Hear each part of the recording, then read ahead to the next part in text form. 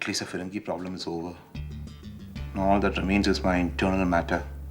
I have told sir that I can take care of it and I will. Okay. All right.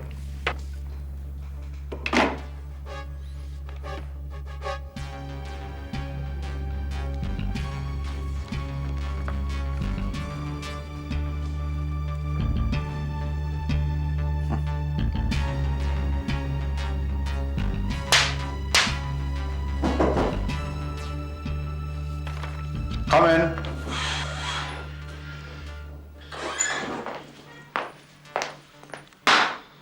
Send for me, sir. Menezes, I called you at noon. It takes you over 4.5 hours to answer a summons from your senior in charge. Well, sir, I was busy with the case. I see. And which case was this? The duplicate certificates case, sir. The certificates case. Yes. You had assigned it to me, sir, remember? I know I assigned it to you, but this afternoon around 3 p.m., you were on the certificates case or on some other case? Well, sir, ever since morning I've been on the certificates case. I've not been assigned any other case, sir. Yes, I know it. But I thought you had some unusual interest in some other case. Which other case, sir? The Jonathan Parker case, sir. That case was closed, sir. Yes, I know it. That's why I did not give you the permission to reopen it. And I specifically forbade you not to do so. Yes, sir.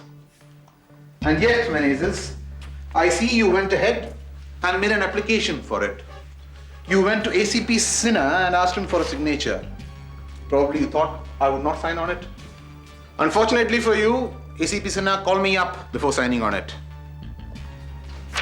Here's your form. Well, Menezes. Sir? Don't you owe me an explanation? Well, I think I must have made this application before you asked me not to reopen the case. And the officer in charge must have delivered this application by mistake to ACP Sinha's office when it should have been delivered to your cabin. I'll rectify the mistake soon, sir. Are you trying to say that you did not disobey my orders? No, sir. I did not disobey your orders. And you're no longer investigating the Jonathan Parker case? I was never investigating the Jonathan Parker case. I mean, you're no longer investigating the MII guest house case? But, sir, that case you took under your wing and transferred to another officer before allotting me the duplicate certificates case. Yes, I know it. But aren't you conducting your own personal investigation into this case? No, sir, that would be direct violation of your orders, wouldn't it? Are you denying that you showed unusual interest in this case, Menezes? I show the same interest in all my cases, sir. It's my job. That blasted. Yet, on the morning of Wednesday the 28th, you went to the residence of Prithvi Raheja and questioned Varsha Patil and Shama Merchant there. Sir? Constable Gorpade detects fingerprints on doorknob, window panes, etc. You used our constables to chase after some foreign national who resembled Mr. David Parker. Wasn't that so, Menezes? Well, sir, I was in the area making a few enquiries. Mr. Prithvi's residence happens to be in the locality. And Miss Varsha and Miss Shama requested me to apprehend an intruder. And it is their description that fits the description of Mr. David Parker, as is evident from the file. Yes. But what were you doing questioning people in that area in the first place? Well, it was regarding the murder of Matron White. That was not your case at all. No. Actually, what happened was, I think there was a mistake in allocation of cases. In fact, the officer on duty rectified the mistake after I returned to headquarters. Who is this idiot of a police officer? Mr. Shanbag? Oh. And the Shambag happens to be a close friend of yours, am I right? Well, we were together in school, that's about all. And this Shambag could have very easily made this mistake and then pretended to rectify it later.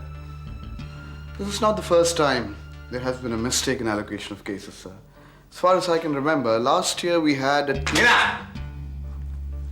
I don't want any more statistics from you. I was merely obeying orders. Manisha, sometimes I feel you obey orders a bit too well. Would there be anything else, sir? Yes. I have one last question for you.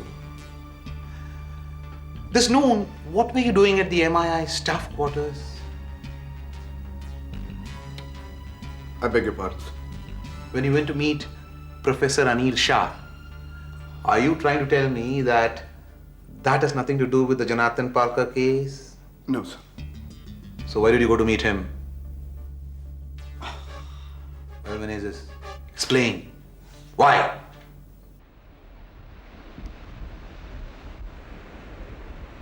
Akash told you about Jonathan Parker? He didn't have to. He calls out his name in his nightmares almost every night. Jonathan, you bastard, I'll kill you. Jonathan, you don't deserve to live, and things like that. And you didn't ask him anything? Of course I did. When your husband calls out a strange man's name in his sleep night after night, you ask him. And what did he say? Nothing. He said nothing. Nothing about this Jonathan Parker, just that he'd been having these nightmares for years. So you don't know who Jonathan Parker is? Of course I do. He was at the MII with the five of you Akash told you this? years ago. What else did he say? Just that Jonathan had been involved in some ugly accident and the five of you found his body. We're the ones who reported it to the police. That's what he said. So, Jonathan's death is in no way connected to Akash's nightmares now. Obviously, there's a connection.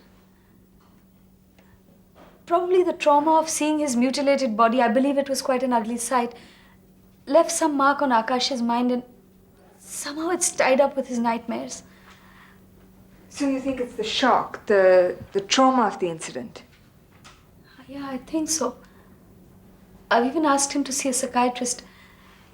You should see him when he suddenly gets up in the middle of the night. It scares the hell out of me. I can imagine. So that's what you came to talk about?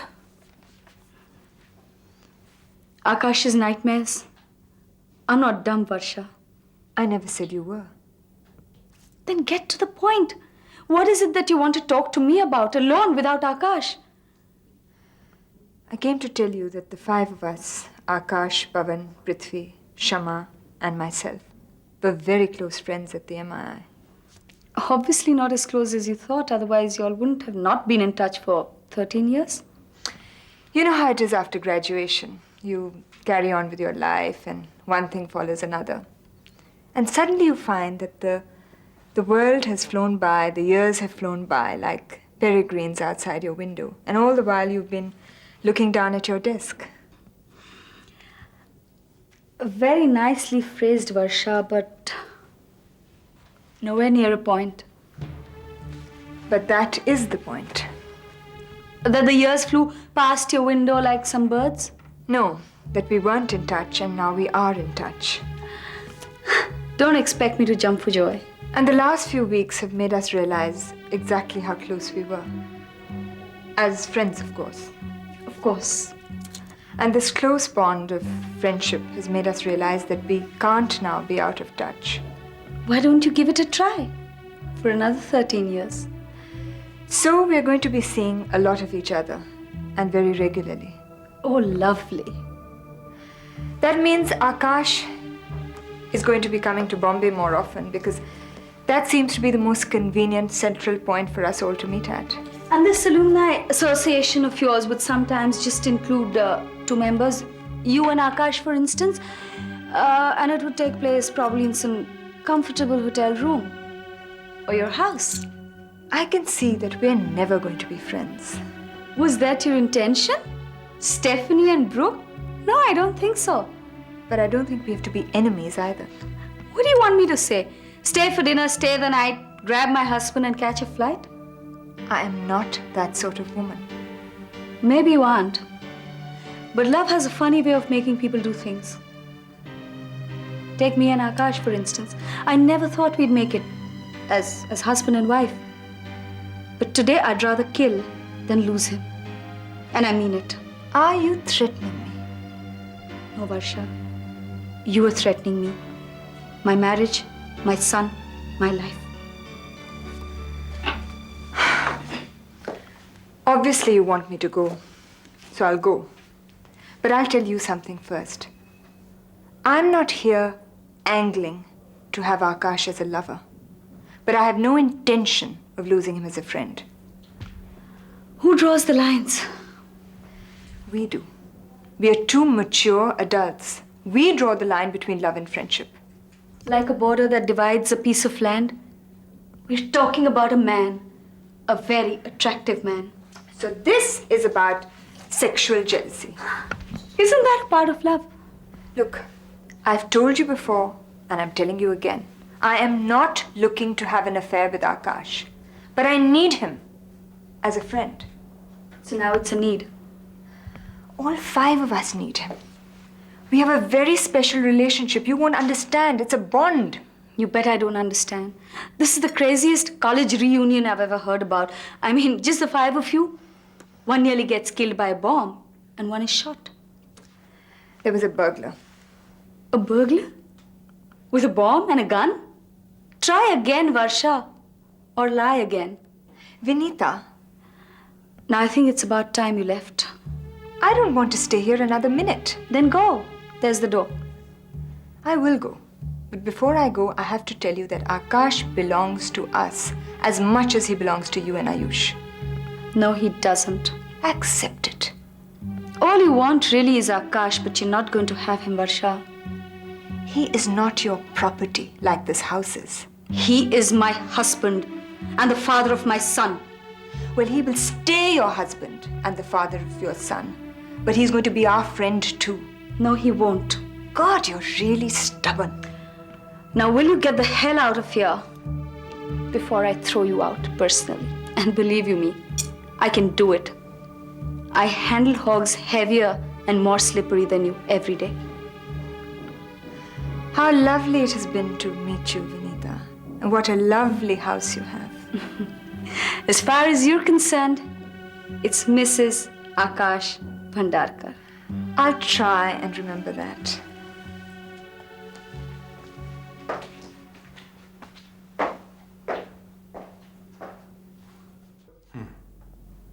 Well, Menezes, I don't think you recall, sir. recall? Recall what? It was you who sent me. I? Yes. No, Menezes. I never sent you to the Management Institute of India's staff quarters for any reasons whatsoever. You must be really hard-pressed to come up with a lame excuse like that. I'm afraid, sir, your memory fails you today. What rubbish are you talking? You'll recall, sir, that our department is celebrating its Silver Jubilee next month. Yes, so? You wanted a speaker on criminology, which you specifically asked me to find. Yes. Yes, that's true. You had a light caseload, so I gave you the duplicate certificates case and this minor assignment. But what has that got to do with you going to the MII staff quarters? Well, I thought Professor Anil Shah from the MII, who is a reputed expert on criminology, would make a fine speaker at the function. Don't you think so, sir? Yes, that's true. But there are several other academicians as distinguished as him in several other universities. Yes, that's true, sir, but Professor Anil Shah is the author of the book on Indian criminal psychology. The book which the commissioner himself released last year. The book which was received so well by the police. Isn't it? Yes. And if I'm not mistaken, sir, I think you have that very book in your collection here. Ah, yes. Here. Here it is. I'm sure Professor Anil Shah would be the ideal speaker. That's the reason for my visit to the MII, sir. You can go now. Thank you, sir.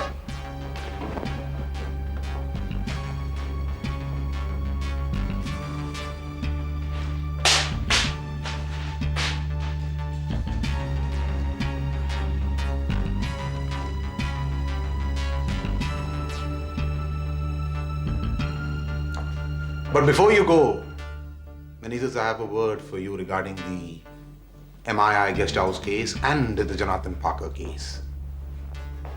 In fact, a word of advice for you. I'm all ears, sir.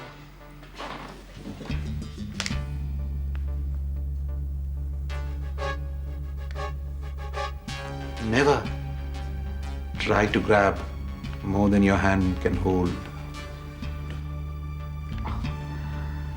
I'm afraid I disagree, sir. What? What you're saying is all very well for a man with one hand. But I have two hands. Permission to dismiss, sir? Get out of here. Go! Yes.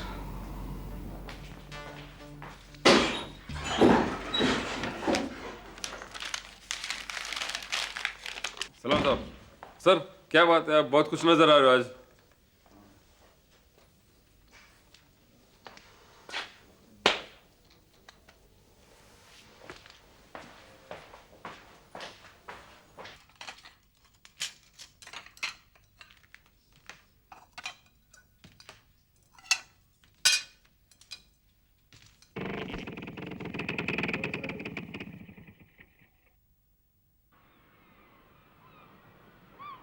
Mom, we are back. Hi. I ate 2 ice creams too. Look at your face. Ice creams. I thought you went to the dentist. The dentist was not there, so I ate ice creams and I went for a long ride. Really? Yes. What's for lunch? Lunch? After 2 ice creams, you still got space in there for lunch? Prawns? Yep. Yeah, prawns. Ayush, go and wash your hands. I thought you'd gone to get his teeth fixed, not to make them worse than they already are. What's wrong, Akash? I met Varsha on the way home. She was walking in search of a taxi. So, She told me about the talk that you two had and about some of the things you said to her. she said some things, I said some things. What did you expect? You must be hungry. I'll serve lunch. Vinny, if this is the way you're going to treat my friends when they come to visit me, it's better I go to Bombay today with Varsha.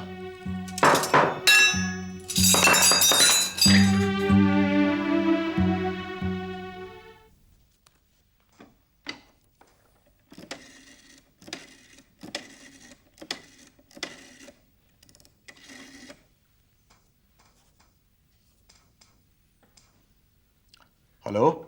Piyush Raheja. हाँ, पीयूष जी, मैं हूँ. Yes. What is it? I have to call up sir now. Is the Ferengi problem solved or not? The Firangi problem is solved, but this other man wants some more money. He's acting smart. More money for what? For all additional terminations, including that Firangi of yours. Tell him to go to hell. You can't say that to him, Swami. He lives in hell. You can't argue with that man. You didn't agree, did you? I didn't have much of a choice. The man tells me if I don't pay him more, he does not take care of the Firangi. And you don't know him. He's as mad as that Firangi. I know him, Piyush ji. He used to work under me. I see. Anyway, you didn't agree upon any amount, did you? Are you serious about this? Listen, Piyush ji.